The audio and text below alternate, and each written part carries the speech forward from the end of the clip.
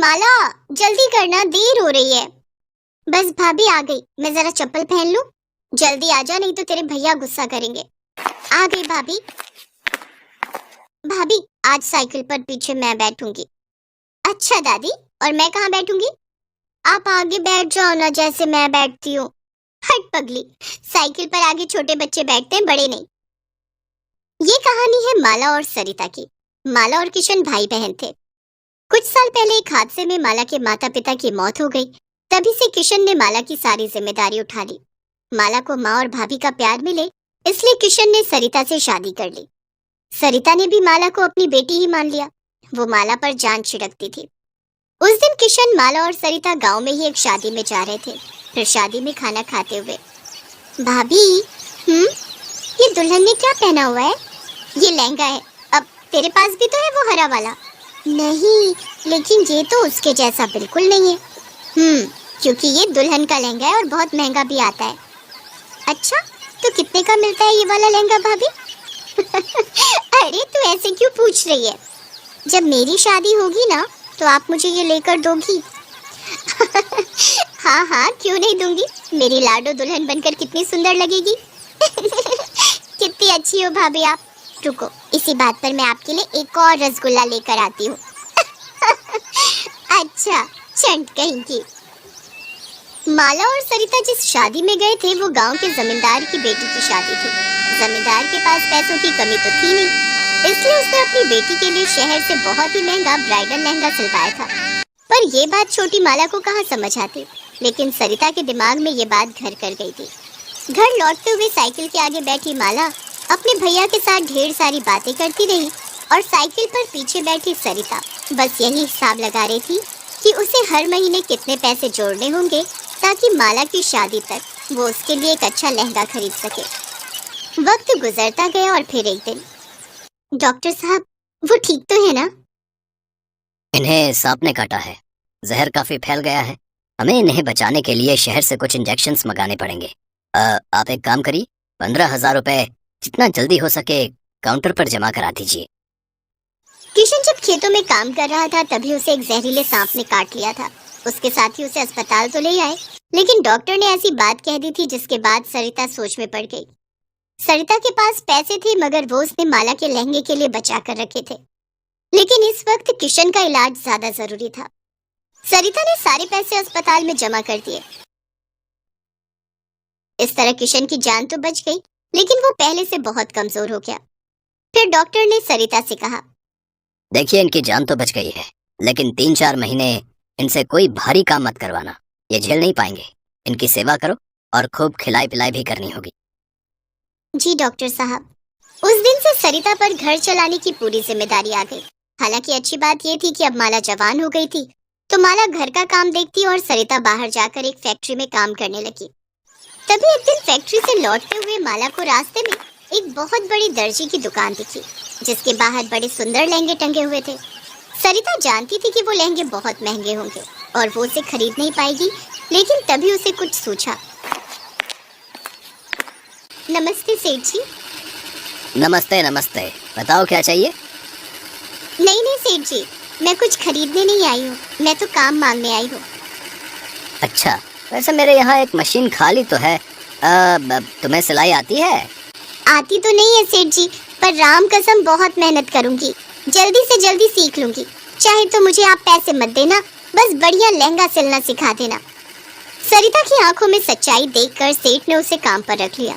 अगले ही दिन से सरिता उस दुकान के काबिल दर्जियों से सिलाई सीखने लगी। वो सिलाई के काम के साथ साथ दुकान की साफ सफाई भी करती। उसकी मेहनत से सेठ बहुत खुश था। फिर ठीक 1 महीने बाद, हाँ भाई सरिता, कुछ सीखा तुमने? आज 1 महीना हो गया तुम्हें। जी सेठ जी, देखिए ये मैंने सिला है। सरिता के हाथों में एक बहुत ही प्यारा लहंगा था। उस लहंगे को देखकर सेठ बहुत खुश हुआ और फिर कुछ सोचकर बोला, सरिता, ये तो बहुत बढ़िया है, मगर इसमें कढ़ाई का काम थोड़ा कम होना चाहिए था। उससे क्या होता है कि एक तो तुम्हारी मेहनत भी कम लगती और हम इसे थोड़ा सस्ता भी बेच सकते थे, और दूसरी बात की डिजाइन भी खिल कर आता। जी, मैं आगे से ध्यान रखूंगी। ऐसे ही मेहनत करती रहो, और ये लो तुम्हारी पहली पगार। इतना कहकर सेठ ने सरिता के हाथों में 10,000 रुपए रख दिए। सरिता को इसकी उम्मीद नहीं थी। उसने फौरन घर के लिए ढेर सारा राशन खरीद लिया। इधर किशन भी अब ठीक हो चुका था और अपने काम पर भी जाने लगा। इस बीच माला की शादी तय हो गई, लेकिन माला जानती थी कि उसके भाई भाभी कितनी मुश्किलों से घर का खर्च चला रहे थे। उसकी बचपन से बस एक ही ख्वाहिश थी कि वो अपनी शादी में बढ़िया लहंगा पहने, लेकिन बचपन की जिद को जवानी की समझदारी ने दबा दिया। उसने अपना मन मार लिया और किसी से कुछ नहीं कहा। ऐसे ही कुछ और वक्त बीता और फिर माला की शादी का दिन भी आ गया। माला, माला, दरवाजा खोल जल्दी। जी भाभी। देखो भाभी, ये साड़ी मुझ पर जच रही है ना? सुंदर लग रही हो ना? अरे पगली, इतनी बड़ी भी नहीं हुई कि अपनी भाभी से कुछ छुपा पाए। सेठ जी अंदर आ जाइए, ये है मेरी गुड़िया। शादी बहुत बहुत मुबारक हो बेटी। शुक्रिया सेठ जी। खुश रहो। और ये लो, ये तुम्हारी भाभी की तरफ से तुम्हारे लिए तोहफा। माला ने फौरन उस थैले को खोला तो उसमें बहुत ही खूबसूरत लहंगा था। माला कुछ न कह सकी, वो बस सरिता की तरफ देखकर रोई जा रही थी। और फिर तुम्हें पता है बेटी, तुम शादी में बढ़िया लहंगा पहन सको, इसके लिए तुम्हारी भाभी ने मेरी दुकान पर काम करना शुरू किया। दिन रात सिलाई का काम सीखा और फिर हर रोज थोड़ा थोड़ा करके इसने अपने हाथों से तुम्हारे लिए ये लहंगा सिला है। पर सेठ जी, आपके बिना ये मुमकिन ना हो पाता। अरे मैंने तो सिर्फ तुम्हें कपड़ा दिया, लेकिन तुमने अपना सब कुछ दे दिया इसमें। ये लहंगा सच में अनमोल है। मुझे नहीं पता कि इस गांव में इतना महंगा लहंगा आज तक किसी दुल्हन ने पहना है कि नहीं। नहीं पहना होगा सेठ जी, क्योंकि किसी भी दुल्हन के पास इतना प्यार करने वाली माँ जैसी भाभी थोड़ी ही होगी। भाभी।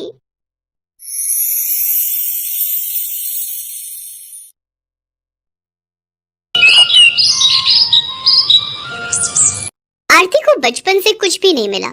उसे ना ही किसी का प्यार मिला और ना ही कोई खिलौने, क्योंकि वो काली थी।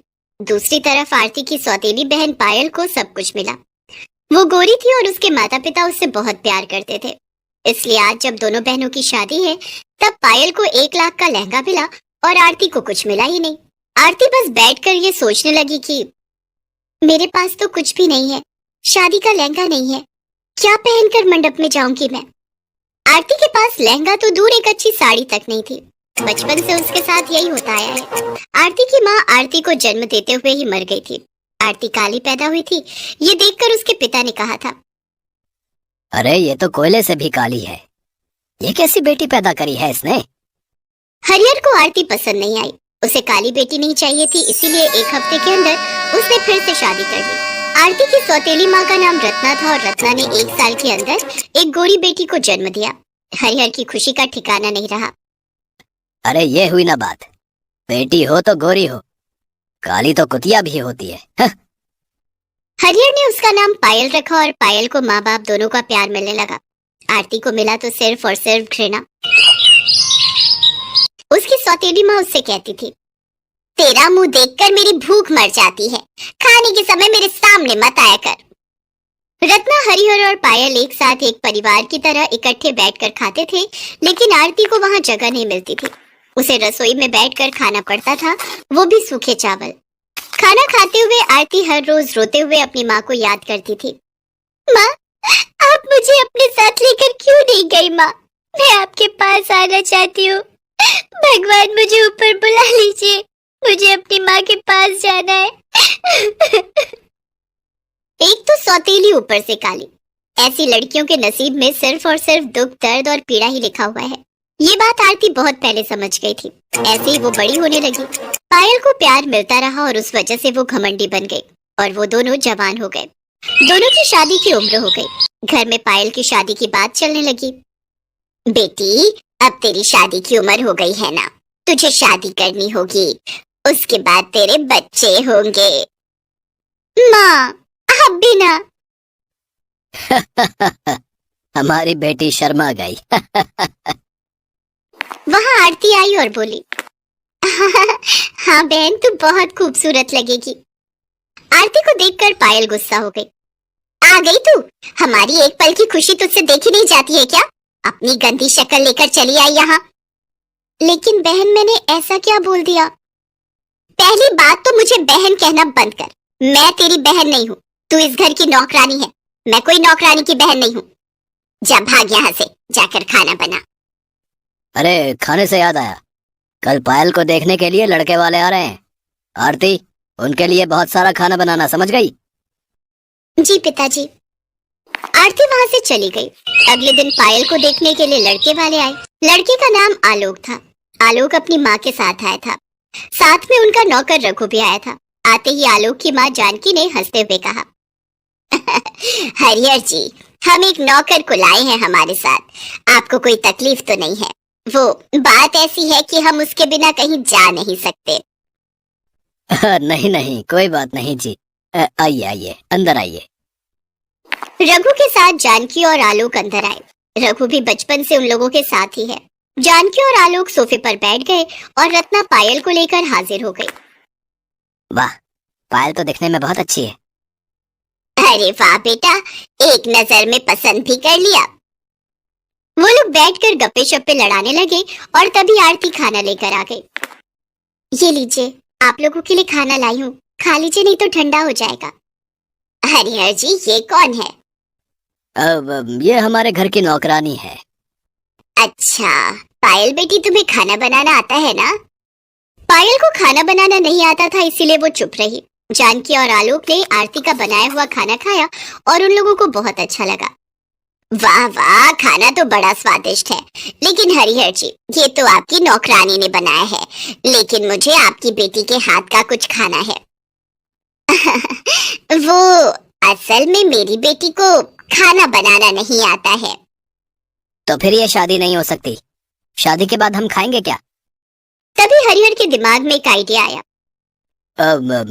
क्यों ना रघु के साथ आरती की शादी कर दी जाए। आरती भी आपके ही घर में चली जाएगी और हर रोज खाना बनाकर खिलाएगी।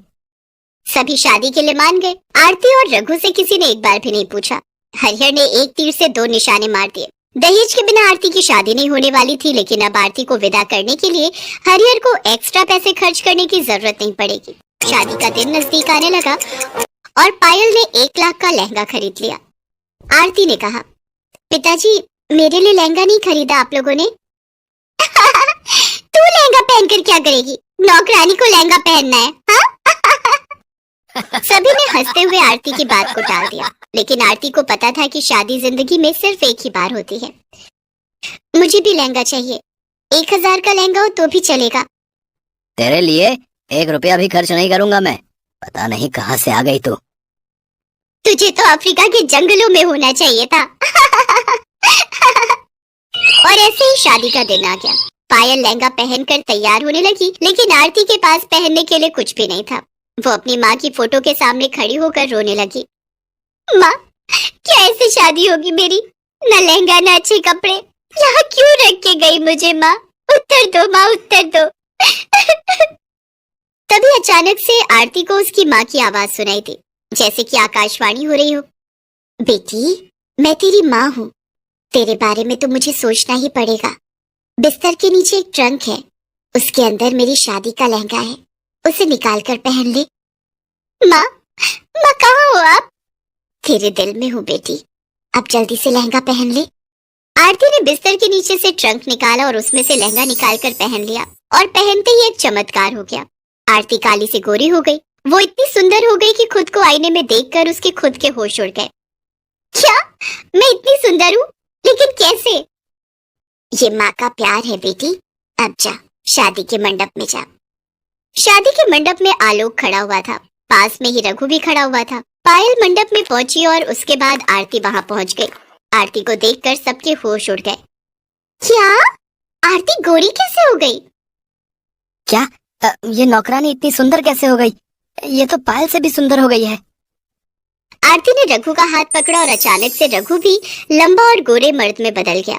उसने कहा, मालिक, पता नहीं मुझे क्या हो गया है, लेकिन मैं आपसे आपके घर में काम नहीं कर सकता। रघु और आरती वहां से भाग गए। उन दोनों ने कहीं और जाकर मंदिर में शादी कर ली। यहाँ जानकी और आलोक को जब पता चला कि आरती हरिहर की नौकरानी नहीं बेटी है, तब उन्होंने शादी से इनकार कर दिया। पायल अंदर से टूट गई। अपनी माँ के आशीर्वाद से आरती ने रघु के साथ बहुत दूर जाकर घर बसाया। और वो दोनों लहंगा बनाकर बेचने लगे। इस तरह वो दोनों एक खुशहाल जिंदगी बिताने लगे और यहाँ पायल से किसी ने शादी नहीं की। वो 1 लाख का लहंगा लेकर पूरा जीवन कुंवारी ही रह गई।